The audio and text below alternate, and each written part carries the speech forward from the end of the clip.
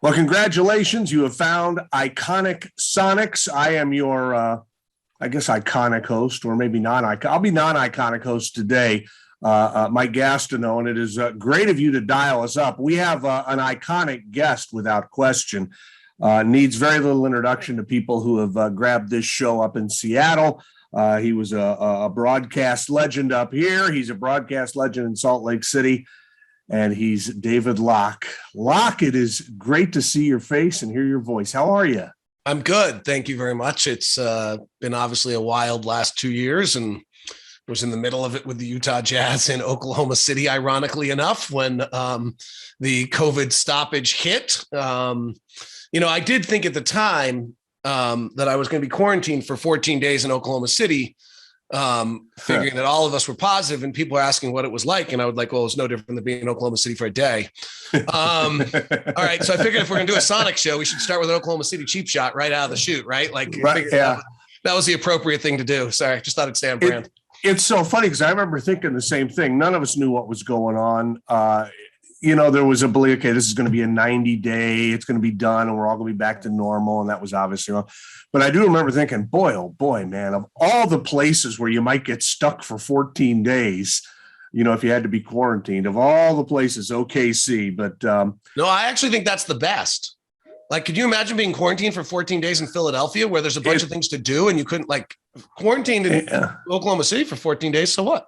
It's a fair point. What are you missing there? Exactly. Right. Hey, I've got a lot of things I want to talk to you about, including the Jazz. And I mean, they're an elite team right now and a fun team to watch.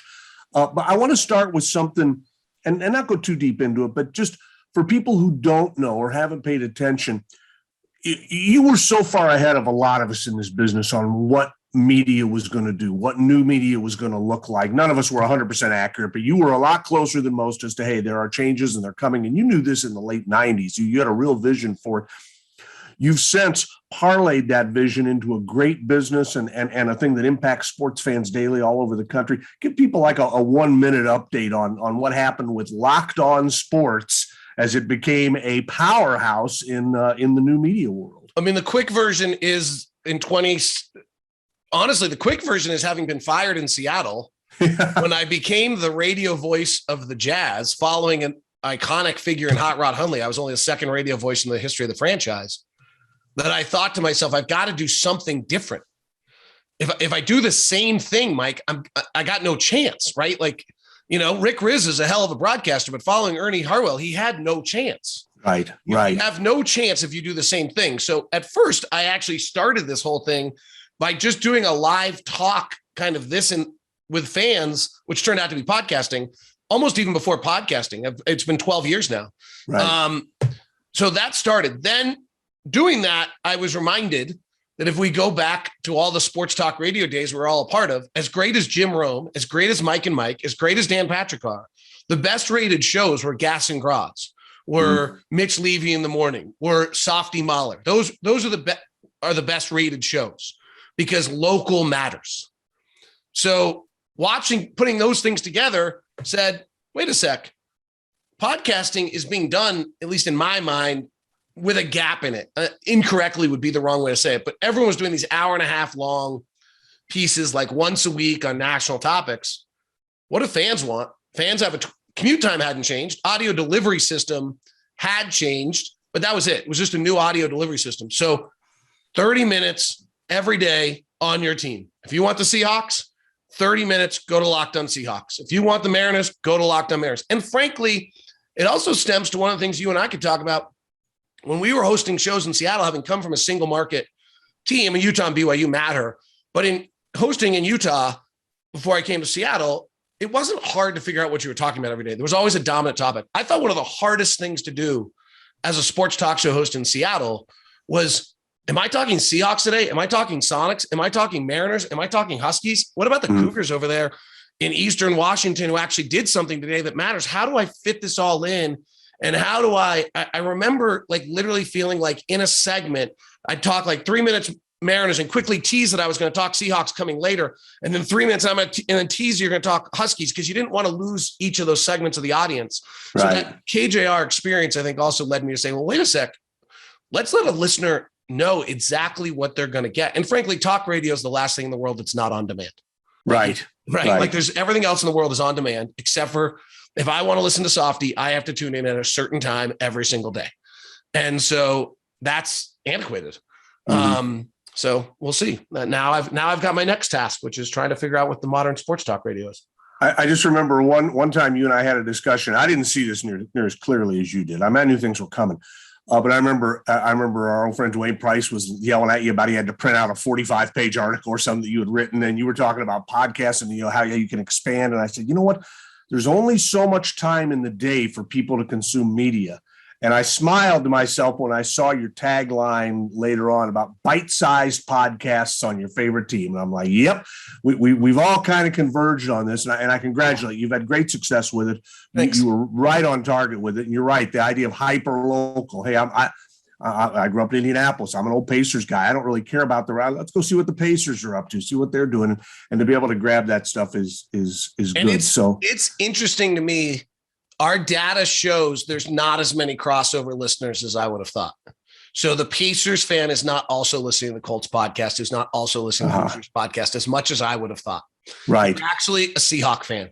Like you, there are some fans out there that have multiple identities, but I think, you're a Sonics fan. Like that's your heart and soul. And then, maybe now you've had to become something else, but. Well, in the world of sports talk too, what's happened, I'm assuming in all NFL markets, it's certainly happened up here, is the NFL has strangled everything else. I mean, the belief is always, and I haven't been in the business for so long, I don't want to be critical of it. I don't find it as entertaining as the days when we were hopscotching around and, like you said, trying to figure, okay, how do I cover all of it? But I mean, it's, the top three topics almost any day of the year up here are Seahawks. And then the four topic is, well, what do you think about the Seahawks? They've strangled it. It's to the NFL's credit. They've created this giant PR machine and on and on. Interesting note though, I just saw yesterday that was really interesting to me. And this is that the number one Google search in the world last year was NBA. No kidding. In the world. So wow. Yeah. So more so than just about anything else, So it leads me to wonder if whether sports talk radio, as it is constructed right now on the radio dial, is strangled by the NFL, but that sports talk is not. And I don't know what that entirely is right now. I'm trying to figure that out, honestly. Is that on TikTok? Is that on Instagram? Is that on Snap? But I think there's a whole generation. Is it on YouTube? I think it might be on YouTube. Like, I don't know if you've ever looked at this number. Sorry, I don't know if I'm derailing us. But if you look at YouTube, they have the condensed games. Right. Those are getting 3, 4, 5 million views a day. Yeah. Like I remember they're crazy numbers. Yeah. I remember years ago, the Mariners up here taking games and putting them into a 30-minute block and running them like the next day. And they were, and I'm talking mid 90s, maybe. And they were like kind of pleasantly surprised at the numbers they got. So again, people have a finite amount of time. And speaking of that, we should probably move this, speaking of finite time, to the Sonics. The NBA is the worldwide Google leader. NBA condensed games are doing great. The Jazz are spectacular. When do we get back in the sandbox with you guys? Our view up here has been that with the building done now, they did something interesting. They renamed the street in front of the arena after Lenny Wilkins, and Adam Silver sent a nice video congratulating Lenny on his career. In reading the tea leaves, I'm like, okay, this leads me to think that all the rumors you hear is that the NBA is considering expanding. You'd be closer to these rumors than we are. My belief is it isn't going to be next year, maybe not 2 years, but in the next, say, 3 to 5 years, I believe the Sonics will be back. Is that overly optimistic? Are you hearing that? I think Vegas, Seattle seems like a lot of sense as the next step. Vegas has probably usurped Seattle as the next spot. I think it's just so what they're doing with the Raiders right now, having such success with the Golden Knights. I think you feel as though if you're and also just kind of the global concept of the NBA, Vegas is really this crazy global, for whatever reason. We can discuss whether there's any validity to it or not, but people fly from all across the world to go to Vegas. And so if you're an international brand, which the NBA is, Vegas seems very important. For a long time, it felt as though that the hurdle was going to be that if the hockey team owned the building and then an NBA came in as a tenant, it wasn't going to work. Mm-hmm. So I do think that we're at a point where the same group that owns the Kraken will have to own the Sonics. I know that Chris Hansen and Wally Walker have been involved, and they would probably disagree with that. There are not a lot of circumstances right now in the NBA in which the NBA is a tenant on someone else's building. That model is gone, to the best of my knowledge. Like that's really, that's kind of disappearing. So that's the hurdle to me, is who owns it. And I think it has to be the group that owns the building and owns the Kraken. And I think from talking to those people, and I do think one thing that has changed, what your point is well taken. I had these conversations 10 years ago with people, so that will never work. I think the thing has changed is with a $1.2 billion building and the necessity to have dates filled, the idea of crafting a deal that would be attractive to an NBA owner, whether it's the same people that are in with OVG or a group that comes in with them in some kind of big partnership. I don't think it's as much. I mean, I agree with you. You got to structure a deal that allows the NBA to succeed. That would be the worst if you came up here and it didn't work. But I think that's doable. You know, I don't think that's a huge hurdle. Yeah, I mean, you really probably know it much better than I do. I think the issue here is the NBA is doing well, but there is a financial crunch from COVID. Like there's just, let's not deny, like the NBA came out of it better than most, but there was a massive financial impact. The thing that I thought I was going to see here, Mike, and it has not happened as much as I expected. The Spurs did it. And maybe we're going to see it at the end of this year, or we'll start to see it. I really suspected there's these new venture capital groups out there. And I suspected that we were going to see 30% of ownerships sold. So for cash infusions on teams. And that, to me, that was going to be the first step. And then when that was done, then the next way to bring in money is expansion. But the first step, doing the VC infusing into the business, gets you cash and doesn't make you give up any of your TV deal. Right now, if you bring in expansion, you're dividing out your national TV and your international money to two extra people. We'll see. Let me tell you from a basketball standpoint, like the league needs to expand because the league's so good right now. Right. Like it's been the longest period of time without expansion in the history of the game. Simultaneously, other than a guy named Brady and a guy named Tiger, we've had the three coolest dudes in the world in Michael, Kobe, and LeBron playing. So and we are the premier international expansion league. So you've had an influx of international expansion. Every cool kid is playing in the NBA. I don't know if you've heard about it. It's a little health concern about playing NFL. So people have moved away from that. Like everyone who's 6'4" and taller is like coming to the NBA. The quality of the game is so good right now. And the quality of the 11th, 12th, 13th, 14th, 15th players are fabulous. So if we expanded, sure, you'd have two teams that aren't very good at first, but it wouldn't be what is sometimes in the past when they expanded really fast. There would be these moments where you're like, oh my gosh, non-NBA players are playing. The exact opposite is true. NBA players are playing in the G League and are not playing in NBA games right now. And when we talk about the money, and you mentioned, dividing the pie now by 32 instead of 30, in doing the math, if the rumors that I've heard, and again, the rumors are the same price they've always been, but of a $4 or $5 billion expansion fee, if you suddenly say, okay, we're bringing in Vegas and Seattle, and here's 10 or $12 billion to divide among the 30, they'd be the ones who'd be getting that money. And now, our TV money is going to get divided by two, but the math works in the favor of that kind of cash infusion for a business that, like every other business, almost has to write 2020 off as a nothing. And I'm sure there are I know there are a lot of teams still struggling to get fans back in the building because there's still, even though there's vaccines and there's, it feels like little by little, maybe we're going to get on top of this, or maybe we're not. There's still hesitancy among a lot of people to go gather in big groups. So the NBA's got to face that fact. I think that drives the expansion thing quicker rather than longer. If those are the numbers, then you're absolutely right. When you've done the math on it, you're absolutely 100% right. I do know the other one, and you mentioned this in an email. I don't want to dismiss it. The league really is intrigued by Mexico City. Right. The league really, really, really would like to do to some extent, Mexico City. The other thing the league would really like, and I don't think this would prevent expansion, but let's not ignore this fact, like having an open market is really valuable. Right. They don't want to admit that, but yeah, every league likes that to have. Ask Tampa Bay about being baseball's open market for 10 years while every city that needed a stadium got one built. Right. It's valuable to a league. Right. I mean, there is, I bet you some economists could write a really good argument of how Seattle's more valuable to the NBA as a whole as an open market than as a filled market. Right. Let's say just for fun that the Sonics are back by 2025. I was having a preseason meeting with our crew here at Iconic Sonics. And I said, we should figure out what the all NBA team would look like in 25-26. And they said, well, how are we going to do that? And I go, I've got the guy. Trust me, I got a guy who probably has a flow chart on this stuff for 15 years forward. And it's David Locke, the voice of the Jazz. We know who the great guys are right now, and they'll probably still be the great guys in 5 years. But what, in your mind, what would an all NBA team look like? Who would be going out to Climate Pledge Arena to see play? Who would be the dates we'd circle and go, okay, I got to see this game so I can see this guy? So it's interesting. I love this question, and I started to dig into it. And then I realized that the way the league works now,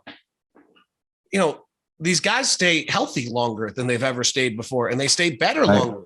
So the best player in the league in 2025 or 2026, or whatever we want to call it, is the best player in the league today. It's Nikola Jokic. Yeah. Right. He'll be 31 years old. Giannis will be 32. I mean, I think we've actually seen, and I know this is kind of a boring answer, and then we can discuss some of the younger players that are coming up. There's 2 or 3 I'd mention. But I think what we're actually watching right now is we're watching, in my mind, there's like 5 things that are breaking the NBA right now. Steph Curry, Kevin Durant, Nikola Jokic, Giannis Antetokounmpo, and the Jazz offense, actually. And maybe the Warrior defense is actually worth, there's things that just are so far out of the norm of what the game is used to seeing. Those are them. Well, Giannis is going to be 32. Jokic is going to be 31. They're still the best players in the league. Steph will have probably moved on. So is Trae Young the next version of Steph? Probably. Right. He's really special. He's good. A little small and he doesn't defend, but he's not, Steph's 6'4" and Trae Young 6'1", and that's a big difference. Here's some things I think that will actually be different in 2025, 2026, which is, I think, what you're leading to a little bit more than individual names. Big men will be more important than they've ever been before. And that would be a bit of a change over the last couple of decades. The myth that we're going small is not accurate. We're going skilled. And the big men's will be skilled. They'll be 7 feet. There'll be Evan Mobley in Cleveland. There'll be Giannis. There'll be 7. But there's 2 trends in the NBA right now. Teams are protecting the rim. You can't get shots at the rim. And the league has figured out that free throws are boring, because they're really boring, actually. And so free throws are way down. The league doesn't want free throws. Well, if you can't get to the rim, then those who can get to the rim become more important than ever before. So that's these are no-name guys in the league, but Jared Allen is wildly successful. You never heard of him. He's in Cleveland. He dunks 7 times a game. You know what? Dunks are really, really important. Rudy Gobert is actually really, really important. Those players are going to be super important. And then the other thing is, I really think if you're under 6'4", you're going to have a hard time playing in the league. I think this is Trae Young, will be maybe the last of the generation, and maybe there's going to be guys that can do it. But what I'm watching is this, and again, everyone's referring to it as small. Let me give an example. Everyone says that the Clippers went small against the Jazz last year in the playoffs to knock them out.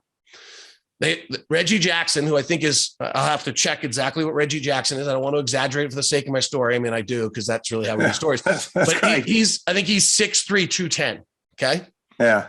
So, and then their next positions were 6'8", 220, 6'8", 220, 6'8", 220, and 6'8", 220. That's not small. So they were small at center. Yeah. And that's it. And I think that's where the league is going. The surprise team of the NBA right now is the Cleveland Cavaliers. Right. 7'1", 7 foot, 7 foot is their starting front line. Interesting. But none of them are scrubs. They're not Jim McIlvaine, if we're going to do Sonics Iconic. Right. Right. That player doesn't play in the league. Sam Perkins was well ahead of his time. in what he did. But even Sam now would have to play with the bounce a little bit. He'd have to play and be able to handle a little bit more than he did just when he spotted up for three. But that's where these guys you got to be able to switch defensively. You got to be able to handle. But that's where we're heading. That's what the game will be in 2025, 26 is it will be bigger, more skilled. And the best players will be Giannis, Nikola Jokic.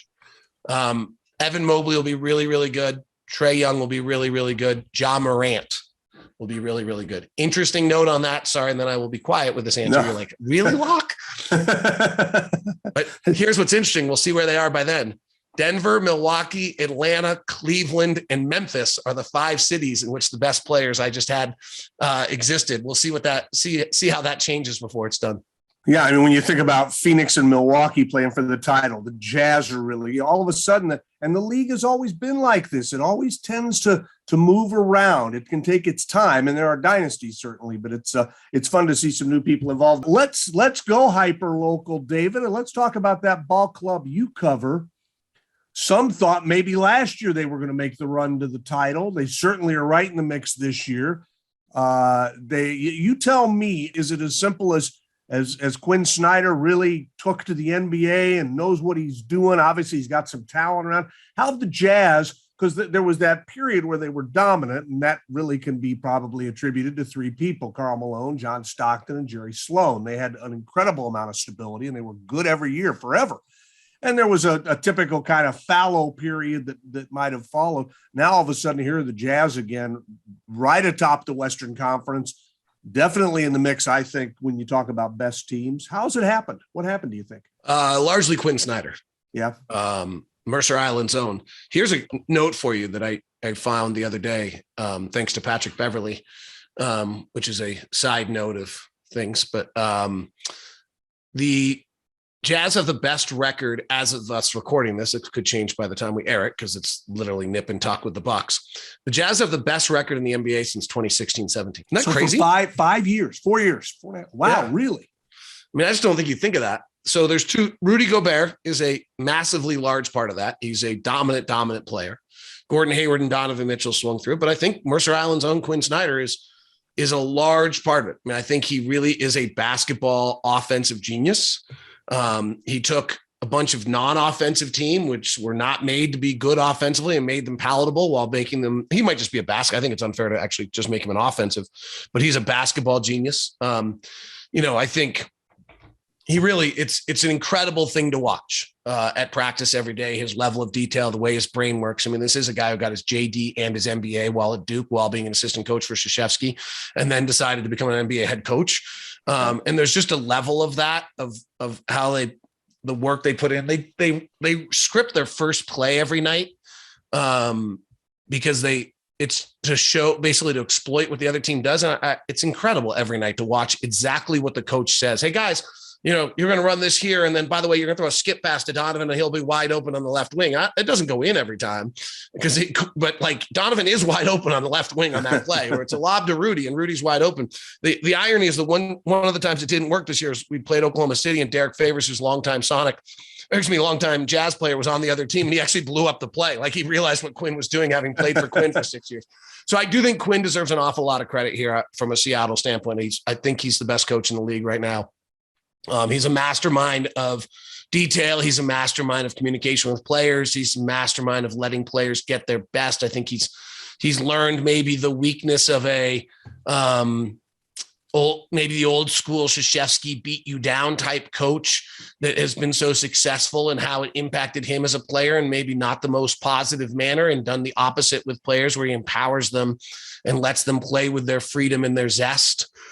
He's a remarkable coach to be around and see work every day. I'd probably have sent him the same text 100 times, which is, thanks for letting me watch the stew get put together. It's incredible front row seat. So I think he's a large part of it. There's some other things offensively that they're doing right now that are busting the game. I can get really detailed if you want me to, but I'll pause for now. Yeah, well, I definitely want you to get detailed, but let me ask you about, you mentioned a name in there, and if you follow the NBA, Rudy Gobert, and you've seen him play, and he's great. But for a lot of people, their first invitation or first introduction to this guy was when COVID started and he did the silly thing of touching everybody's microphone on the way out of the, and it was a silly thing to do. None of us knew what we were dealing with yet. And I think he became public enemy number one for a brief period.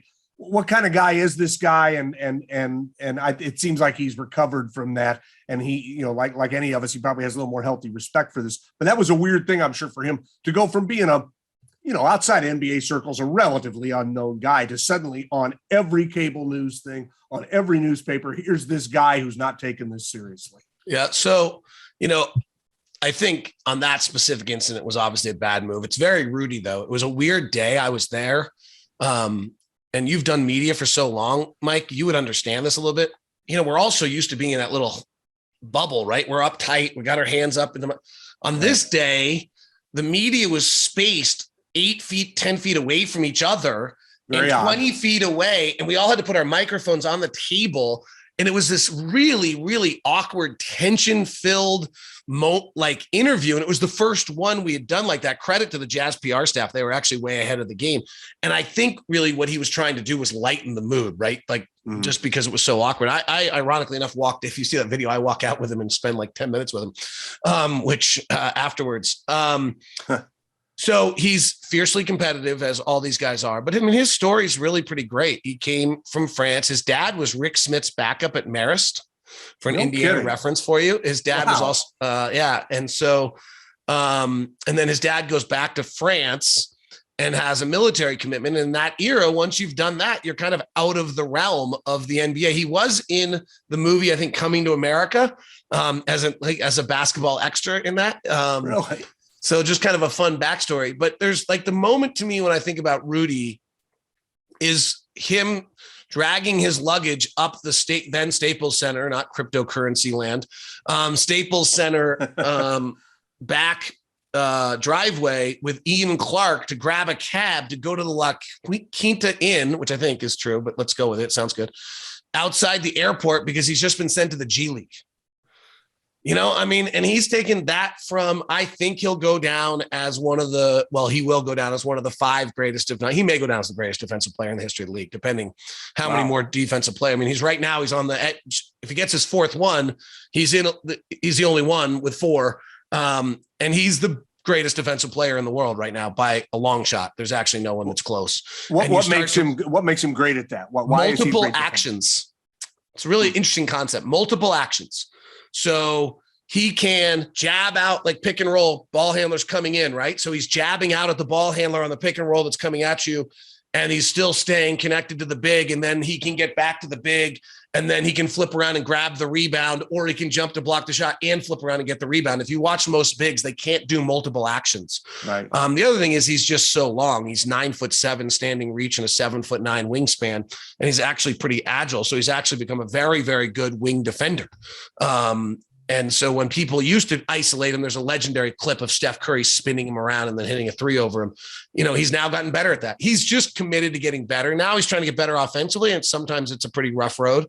So every now and then it looks like we're on a 4x4 track with a flat tire as he tries these things. But on the other end, the other night against Cleveland, on the biggest play of the game, he took the ball and rolled with a left-hand dunk into the middle over Jared Allen on a massive play that if he hadn't tried to be better, the guy's committed to being better. It's really hard for me because I like him a lot. I spent a decent amount of time with him. I think by watching him every night, I've watched his value very much in my ilk. We have a joke we have something called Gobert Land. And it's a mean and nasty place that women and children cannot go. And your children are not allowed to go without adults. And you should never go to Gobert Land by itself. And if you ever read the children's book, The Gruffalo, I kind of steal some things from The Gruffalo, with it's got purple warts and scorpions and all sorts of different things. And it's the paint if Rudy's there. And you literally watch every Jazz game and people drive in and they look and then there's the other one that's hysterical as a play-by-play announcer is left wing, whomever it is, right? Left wing, usually a rookie, pulls him out. Gobert isolated. Oh, he's going to try it. Here we go. Drives the basket, blocked by Gobert. Won't be doing that again. It's just incredible. Just to give you a quick note, he contests 20. Here's my geeks, because if I didn't geek out on numbers, you'd think I'd lost it. Right. I want you to be you, Dave. He's contesting about 20 shots a game. If you think about that for a second, he's only on the floor for about 60. So he's contesting somewhere in the range of 33% of all of the shots that are on the floor when he's there, considering the fact that the other team's sole purpose defensively is to move him. That's pretty incredible. When players shoot, and he's the closest defender, they shoot 9 percentage points below league average. When they're within 6 feet, they shoot 17 percentage points below league average. Wow. 17 percentage points below league average within 6 feet. So he is really, I mean, you talk about Quinn as a great coach. This guy is a game changer on the floor. Well, and then right. Does it with mainly defensive skills and developing offensive skills. And then the offensive side of things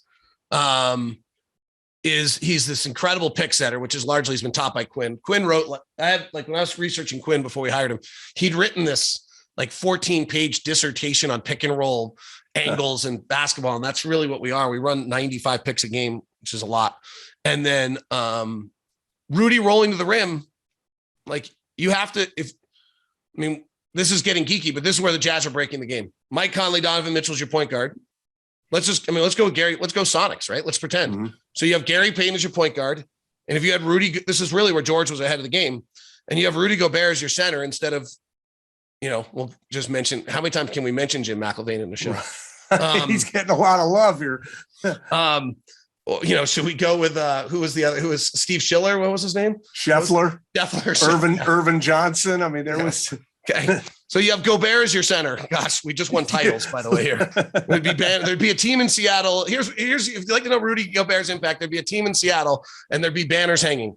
But if you bring Gary off of, and you have Hersey Hawkins and Detlef Schrempf and let's go Sam Perkins or whoever else, all 40% 3-point shooters. It's not like, and you run the pick and roll. What are you doing? If right. Rudy Gobert's rolling, and in this case, it's Donovan Mitchell or Mike Conley, but let's go with, and you got GP coming down the lane. Are you leaving Hawk? Are you leaving Det? Are you leaving Sam Perkins? No, we have every single one of our guys that comes up, that plays is a 40% 3-point shooter. Well, there's just nothing to do. And then the other thing we're doing just to get into it is we've actually changed transition basketball. This is Quinn just being brilliant. We take over 50% of our shots in the first 8 seconds of the shot clock as threes. So you used to run to the rim. Now we run to three.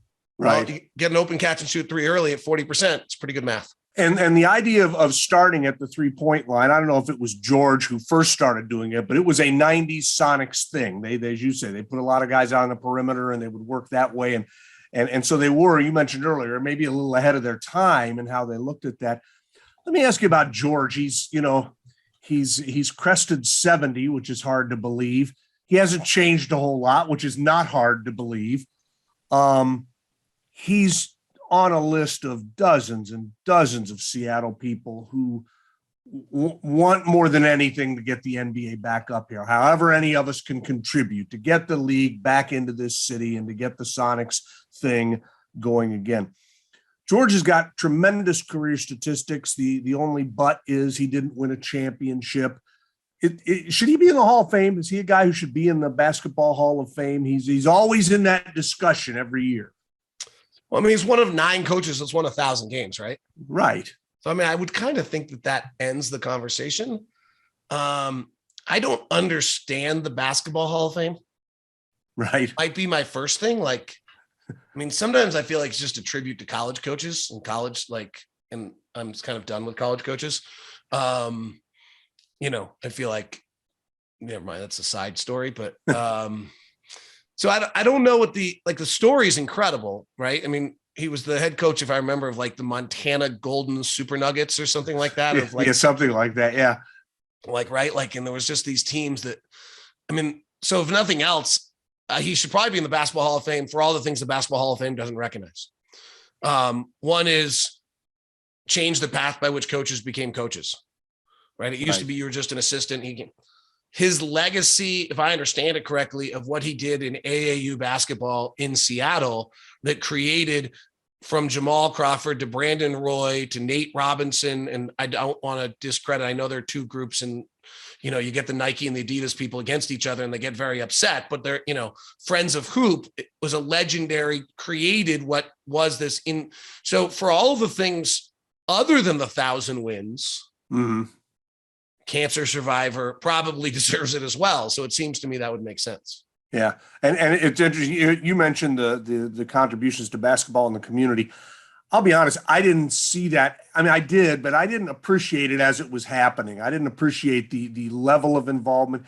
And if he created competition with another group, that's even better. That ultimately benefits so many players. I mean, it's amazing how many players came out of here and are still coming out of here and benefit from that. I'll be really curious to see whether or not, I mean, what an incredible legacy. If he's able to build that in a way that the legacy keeps basketball developing after the Sonics left, or will we see a decline in basketball players coming out of the Pacific Northwest because of the fact that the NBA left Seattle? Will be interesting. Yeah, I think that I think there's been a little bit of a decline, but I think that was going to be natural. It was so big for so long, it probably had to come back to whatever the norm is. What I'm there's a group of fans up here that are quick to dismiss the NBA. It's not as good as when we kind of the old lament of any sports fan. Well, it wasn't as good as when I was an NBA fan. What are things, I'm kind of like you. I think the league is incredibly exciting right now. There are a lot of interesting and intriguing teams. What's maybe something that's come along on the way that isn't as good? Like for a fan who hasn't paid a lot of attention and the Sonics come back, like, all right, I'm going to go out and watch them. What are things that they would see that maybe aren't as good now as they were in the 90s heyday, the early aughts for this franchise? Is there something that comes out that you miss about those days as basketball? No, honestly. I think you have to change. And I'm actually really lucky. I work with Ron Boone, the former ABA and NBA star. He's 75 years old, and he's embraced the new game. And it's been a really wonderful thing to be next to and watch somebody open themselves up to like, okay, well, why are we doing this? And then accepting. I think that's what you have to do. You have to actually say, like, why is this taking place? This is really different than what I'm used to seeing. Mm-hmm. Why is that happening? Oh, okay. Well, then that's why. For example, I mean, I would tell you, if you watch the Jazz, when we take 50% of our shots in the first 8 seconds of the shot clock is threes. Like, it's a little wild to watch if you're not used to it, right? Like, in the first 6 seconds of the shot clock, where you really think you're really pushing it forward, we take 49% of our shots as threes. The league average was 33% as of 2 years ago, and we went to 50% and changed the league. Well, we had, now suddenly everyone's like, oh, wait, that's the number one transition offense in the league. We probably should follow that. But think about that one, Mike. Like, if you rebound, outlet, GP, rotates, skip pass over the side to Hawk, and he shoots a three, your first reaction is like, But now you start to do the math on it, and you start to get into like, okay, well, a half court possession yields this. And if you got an open three early, like, one of the things I think's changed in the league is, and it's good to great, was this like Jim Collins book, but a slogan that the Spurs used to use is that we take the good shot and turn it to great. Defenses have gotten so good that Quinn actually kind of went with his guys like, hey, good enough. Like, that's good enough. Like, you got an open three and it's in the first 6 seconds of the shot clock. That's good enough. Take it. Yeah. And you know what? Frankly, you got a contested three in the last 8 seconds of the shot clock. That's actually good enough. And I think that what really has actually happened that's hard for fans to understand is defenses are so much better than they've ever been before. If you watch an old Sonics Jazz game and those great games, everyone's holding to their man. The floor's not spaced. They're clock, Malone's working the block, pounding, fadeaway jumper with his knee up, hitting you in the midsection. Sean and Gary are running their stuff kind of in tight on that low pick and roll. And there's just not a lot of room. It's pretty clogged. Defenses are on their man. Now, all of a sudden, the floor is spread. Guys are stretched to 30 feet. Players are rotating. It's why the injuries are up. It's because everyone's got to play defense. You're rotating over. You're getting all the way back on closeouts, which is the hardest thing. And the game's just really different in that regard. One thing we talked about a little bit during the first season of these podcasts is whether or not,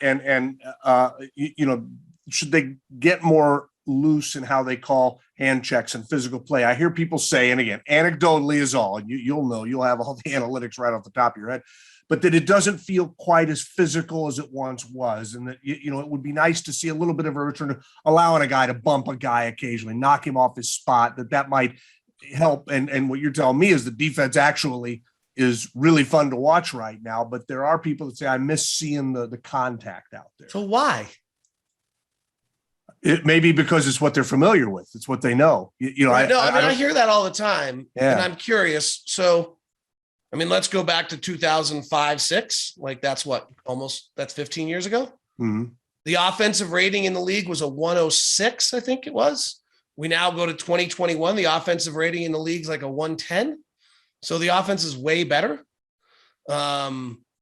If we go to 95, like if you go back to those eras that we talk about as the golden age and we actually go look at it, like, trust me, I'm not young, right? Like I'm like, right. But it was different back then. I'm not that guy. Like I'm 51 years old. I covered I was in Key Arena for Game 7 of the Sonics beating the Jazz. I covered that, right? I've been a part of this, but I look at like the offenses we can't want 87, 85. In the 70s occasion, I remember playoff games in the 70s and going, this just doesn't, it doesn't feel right. I mean, I want to see a little bit of fun out there. Right. Like let's go back 20 years. So that's 2001, 2002. The average offense in the league, I'm pulling this up as we speak. This is not pre-prepped, was actually pretty high. I just did this year. Well, I was like, wow, that's the same. It was 109. Right now we're at 109.7. So if we go back to 2000, the average offense was a 100.3. We're scoring 10 points per 100 possessions more than we were before. To me, that seems way better. And I would argue defenses are working a lot harder. The offensive players have just become so good. And, the other one, the old school, remember the old day and age, like can't shoot free throws. They can't shoot. Remember that whole thing we used to always hear on talk radio? Like, okay, nobody can shoot free throws. Like the opposite is true. Free throw records are being shattered now and everyone can shoot. So now that everyone can shoot and we spread the floor and we don't play an old school center, well, that's a problem. We don't have any post up anymore. Just stop complaining and enjoy. I remember, I'll bring it to a close. I remember our old friend who we both liked a lot, Lorenzo Romar. I remember somebody calling his coach's show one night and saying, do you guys practice free throws? And he just looked at me. He gave me the greatest look ever. Like, of course we practice free throws. If people get hung up on what, actually, things. If you talk to most coaches, you know what they tell you the worst thing you can do? Practice free throws. Mm-hmm. Like these guys are so good. Just let them shoot their free throws. If you go make a big deal out of it, you're going to end up with a lot of problems. The stunning thing to watch, practice is the greatest thing. Going to NBA practice is the greatest thing because the other day, Rudy Gobert makes 9 of 10 corner threes. Like these guys are all, I remember Jason Collins was like the 13th guy and he'd go play one-on-one. Like this was back in the day. And it's just amazing. I mean, these guys are the greatest. Like I'll share if we wanted to do, I was prepared for something. So I wanted to, I have to share this. I thought you were going to ask me if I had an iconic Sonic moment. David, do you have an iconic Sonics moment off the top of your head? So the year in which I was fortunate enough to call Sonics in 2006, 2007, I got pretty close with Ray because watching Ray was just the greatest thing ever. And so occasionally I would go over early with Ray Allen to the arena to watch him warm up. And we were on a road trip in which if I remember correctly, we went to Golden State and then we went to Phoenix and we had like 3 days off in between. We were like, I couldn't have been more prepared.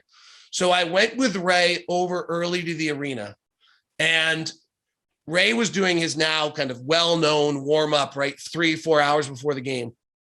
And he stops for a second and I hear another ball bouncing somewhere like in around. I'm like, well, who else is here?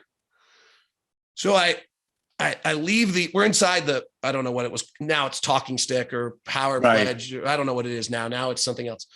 So I walk across the hallway and the Suns practice court is there. And I open the door and Steve Nash is doing his routine.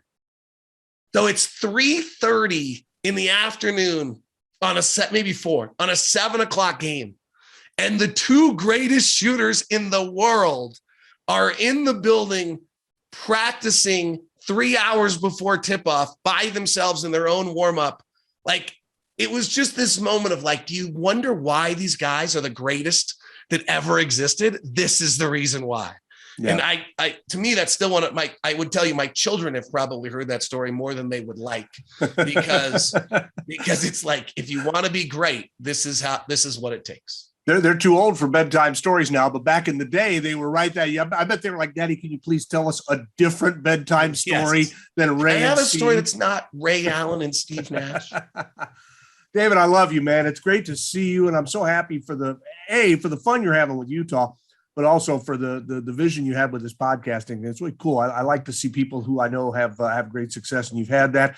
And now that we have your number and we know where to find you, you're probably going to be on Iconic Sonics more than hey, let's call David, have him tell the Ray Allen Steve Nash story. He's always ready to tell that one. Well, the next time I tell the Ray Allen Steve Nash stories, I'll be sitting across from the shrink and my kids. That's right. That's it. By the way, I always want to point this out. I always like to point this out. I think it's important because this is what the world's about. I moved to Seattle in 2008. It was the year where it never stopped raining. 1998, right? 1998. Sorry. It was the year it never stopped raining. I was pretty genuinely miserable. And my first good day was Thanksgiving of that year when the Gastineaus invited me over to their house for Thanksgiving dinner. And it made me feel like I was a part of something. It was really the first time I felt like, okay, this might be okay. So I'm always thankful to you for that. And I appreciate that. I don't know if I've told you this before or not, but we had 2 pumpkin pies. One of them was, for lack of a better word, attacked by RJ, our first dog, and Renee fixed it up. I'm not sure which one you got. I hope you got the one that wasn't attacked by but it was, we didn't have time to do a new pie. So it's like, this one's just going to have to be fixed up. And I think Renee and I went to the one that hadn't been attacked. So let's just play guest roulette and see who gets this one. So you may have had dog licked on pumpkin pie. I lived. You lived to tell and about I smiled for the first time. David, thanks for doing this, man. I appreciate it. Talk to you soon.